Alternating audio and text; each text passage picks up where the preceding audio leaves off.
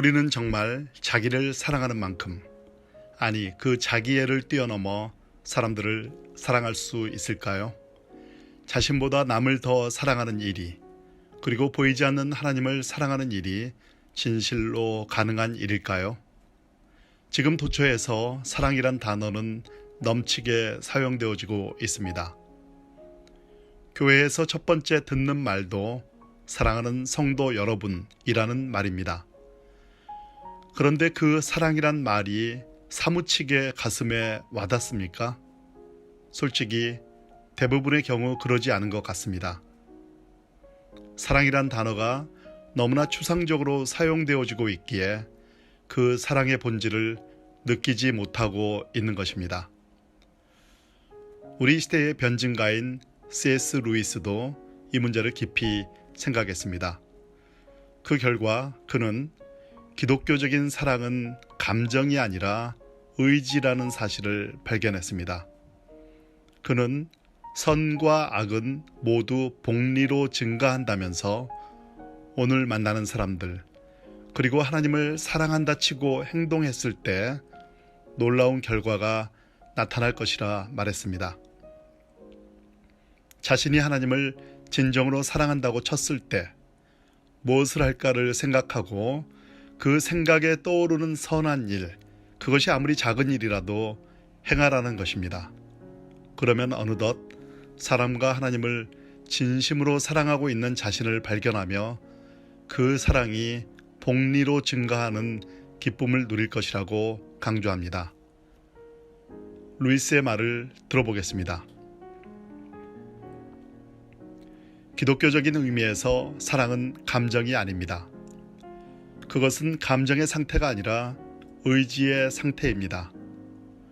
우리 자신을 사랑하는 것, 즉 자기애는 자연적으로 가지고 있는 것이지만 남을 사랑하는 것에 대해서는 배우고 익혀야 하는 것입니다.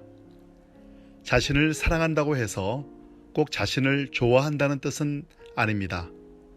자신을 사랑한다는 것은 자신이 잘 되기를 바란다는 뜻입니다.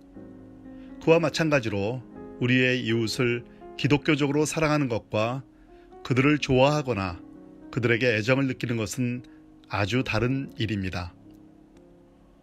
호감이나 좋아하는 마음이 절로 생기는 사람이 있는가 하면 그렇지 않는 사람도 있습니다. 어떤 음식을 좋아하거나 싫어하는 것이 죄도 아니고 덕도 아닌 것처럼 자연스럽게 누군가를 좋아하는 마음 역시 죄도 아니고 덕도 아님을 아는 것이 중요합니다. 그 감정은 그저 하나의 사실일 뿐입니다. 물론 이런 감정을 어떻게 다루느냐에 따라 죄가 되기도 하고 덕이 되기도 하지만 말입니다. 좋아하는 마음이나 애정이 절로 생기는 사람을 사랑하기는 비교적 쉽습니다. 그러므로 우리의 애정을 북돋는 것, 즉 할 수 있는 한 사람들을 많이 좋아하는 것은 우리의 정상적인 의무입니다.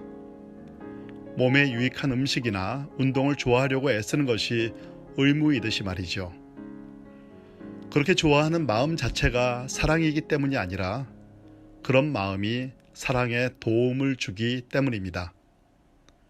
그러나 다른 한편으로는 특정한 사람을 좋아하는 마음 때문에 그 외의 사람들을 사랑 없이 대하거나 부당하게 대하지 않도록 아주 예민하게 주의할 필요가 있습니다.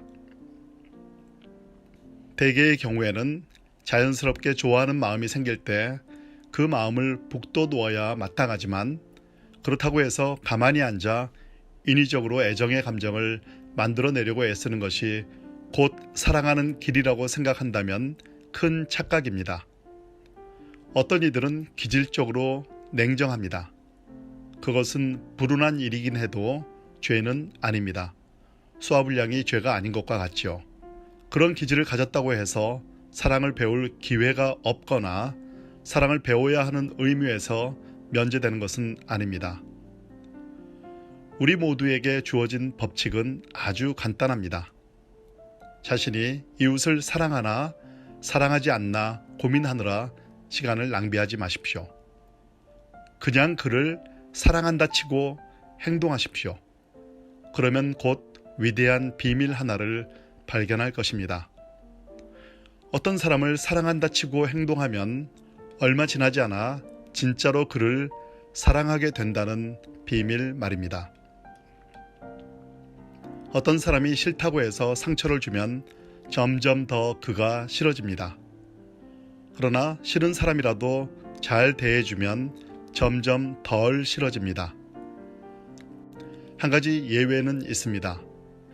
하나님을 기쁘게 하며 사랑의 법을 다루기 위해 잘 대해주는 것이 아니라 자기가 얼마나 너그러이 잘 용서해주는 사람인지를 과시하거나 상대방이 마치 빚진 사람처럼 자기를 찾아와 감사를 표하기를 바라는 마음 때문에 잘 대해주는 경우에는 실망을 면치 못하게 될 것입니다. 사람들은 바보가 아닙니다. 그들은 어떤 것이 과시이고 선심인지를 금방 알아챕니다.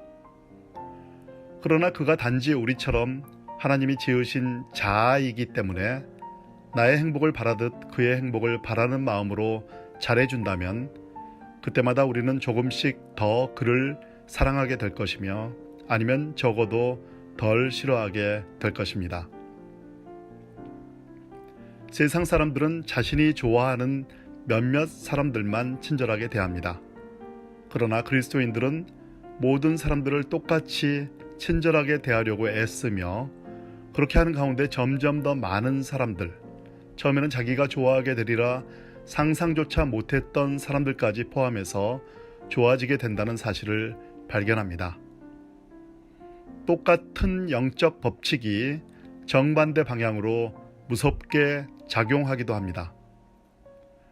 독일인들은 처음에 유대인들이 미웠기 때문에 학대했을 것입니다. 그러나 나중에는 그들을 학대했기 때문에 점점 더 미워하게 되었습니다. 잔인해질수록 더 미워하게 되고 미워하게 될수록 더 잔인해지는 법입니다. 이런 악순환은 영원히 계속됩니다. 선과 악은 모두 복리로 증가합니다. 바로 그렇기 때문에 여러분과 제가 매일 내리는 작은 결정들이 한없이 중요한 것입니다. 오늘 아주 작은 선행을 하는 것은 마치 전략적 요충지를 점령하는 것 같아서 몇 달 뒤에 꿈도 못 꾸었던 승리를 가져다 줄 수 있습니다. 반면에 오늘 겉보기에 사소한 정욕에 빠지거나 화를 내는 것은 적에게 고지나 선로나 교량을 내주는 일과 같아서 바로 그 길을 통해 적의 공격을 받게 될 수 있습니다. 그러므로 오늘 선을 행하십시오. 종종 어떻게 하나님을 사랑해야 하는지 모르겠다는 사람들을 만납니다. 자기 마음속에서 하나님을 사랑하는 감정을 찾을 수 없기 때문입니다. 그러면 어떻게 해야 합니까? 제 대답은 똑같습니다. 하나님을 사랑한다 치고 행동하십시오. 가만히 앉아 억지로 사랑의 감정을 만들어내려고 애쓰지 마십시오. 만일 내가 하나님을 진정으로 사랑한다면 무엇을 할까라고 스스로에게 물어보십시오. 그래서 떠오르는 일을 가서 하십시오. 우리를 향한 하나님의 사랑은 하나님을 향한 우리의 사랑보다 훨씬 더 편한 마음으로 생각할 수 있는 주제입니다. 끊임없이 경건한 감정만 느끼며 사는 사람은 없습니다. 설사 그렇게 살 수 있다 해도 감정은 하나님의 주된 관심사가 아닙니다. 하나님을 향한 사랑이든 인간을 향한 사랑이든 기독교적인 사랑은 의지의 문제입니다. 하나님의 뜻을 행하려고 노력한다면 곧 주 너희 하나님을 사랑하라는 계명에 순종하고 있는 것입니다. 하나님이 원하시면 여러분에게 사랑의 감정을 주실 것입니다. 그러나 우리 스스로 감정을 만들어낼 수는 없으며 또 우리에게는 이런 감정을 달라고 요구할 권리도 없습니다. 그러나 잊지 말아야 할 중요한 사실은 우리의 감정은 있다가도 없어지는 것이지만 우리를 향한 하나님의 사랑은 절대 그렇지 않다는 것입니다.